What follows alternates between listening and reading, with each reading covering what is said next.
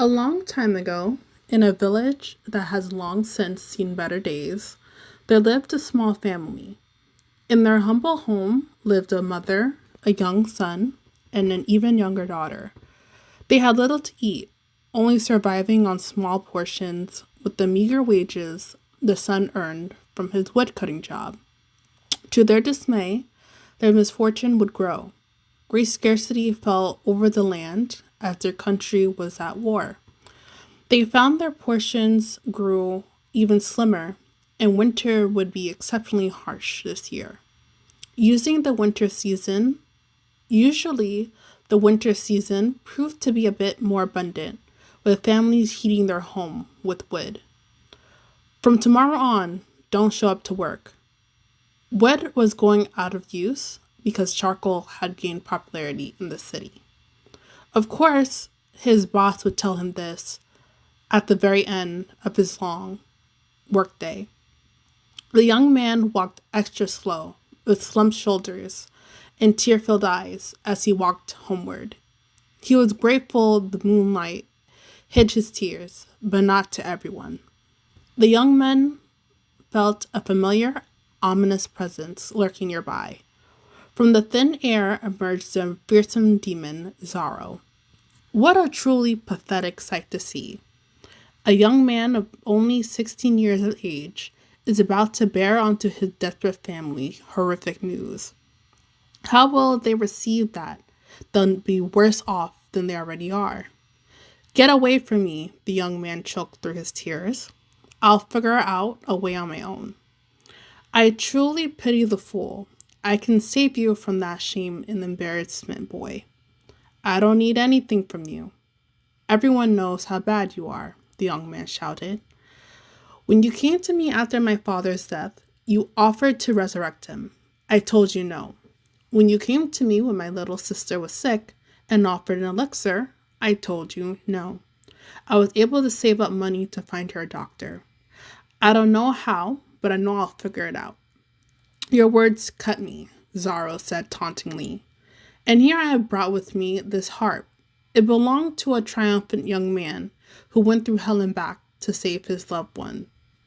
You can keep it. I don't want it. I don't even know how to play an instrument. Fool, with this divine harp, every string you pull will sound like heavenly tunes. And as you hold it, anything you say will become an angelic voice to the masses. With this, you'll see riches and sights you've never seen before.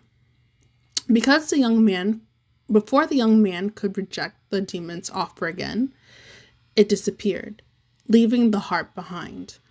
The young man decided to hide the harp in his work bag, just in case it got into the wrong hands.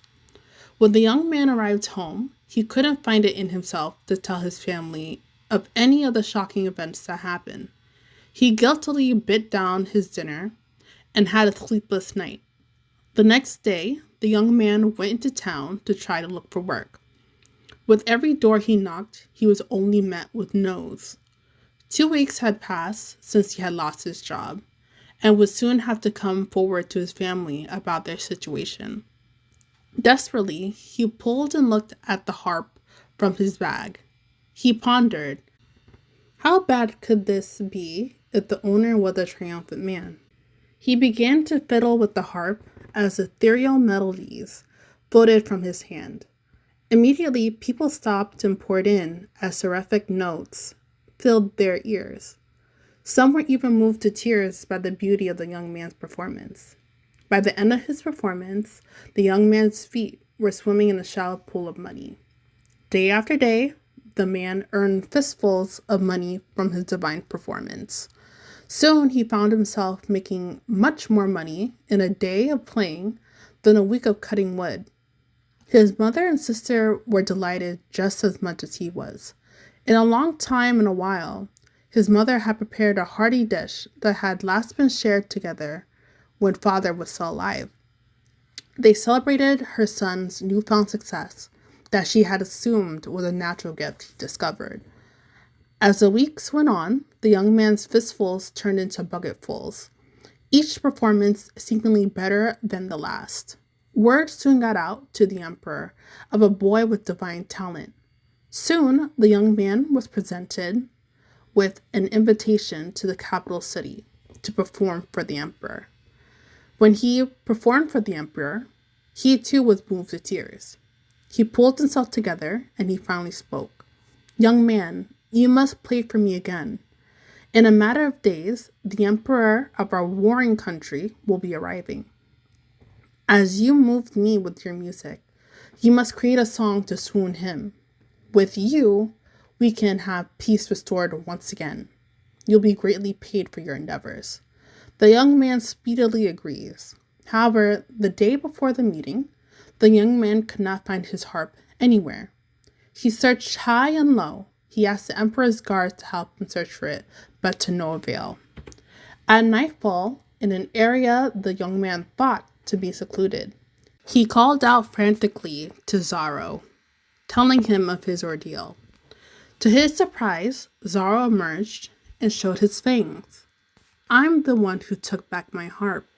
It's my goal to bring down this cursed country and the emperor with it. And thanks to you, tomorrow I will see my plans actualized." Then Xaro vanished. The young man panicked as thoughts of regret and worry raced through his mind. Unbeknownst to him, a guard for the emperor observed the entire conversation with the demonic Xaro, and as he intended to bring a man-made harp to the young man. The guard quickly scurried to the emperor and told him what he had witnessed. In a matter of moments, the young man kneeled before the emperor. "Is it true you made dealings with the demon Xaro?" For the second time that day, time froze. The emperor took the young man's silence as a confession. "And you intended to sabotage tomorrow's peace meeting? All to bring me down? You'll be tried for treason." Then the emperor's guard swarmed around the limbs of the young man as he begged and pleaded. He finally cried enough before he was completely removed from the room that the emperor was able to make sense of the boy's truth that led him to this current point. "I will show you mercy only if you are able to help me successfully negotiate peace with our guest tomorrow," the emperor warned. The young man stayed up all night in his cold cell, brainstorming what he could possibly do to make the peace talks go in his favor. Finally, the day arrived, and the young man stood anxious. In his trembling hands was not the harp, but a platter of the hearty meal his mother had prepared for him again before he had left for the capital. This dish was the only thing that came to his mind because it held so much of his own cherished memories. When the meeting began, the platter was placed in the middle of the table that was soon served to both emperors. Immediately, tears fell from the eyes of only the visiting emperor, as the emperor was reluctant to try his own serving. Moved by the delectable meal, the two were able to negotiate a peaceful deal. The young man was honored and returned home, escorted and celebrated by the emperor's men with wagons of money and words of his good deeds. The end. Hey, you made it to the end. Thanks for staying. If you would like to hear more original short stories written by me, be sure to subscribe. See you next time.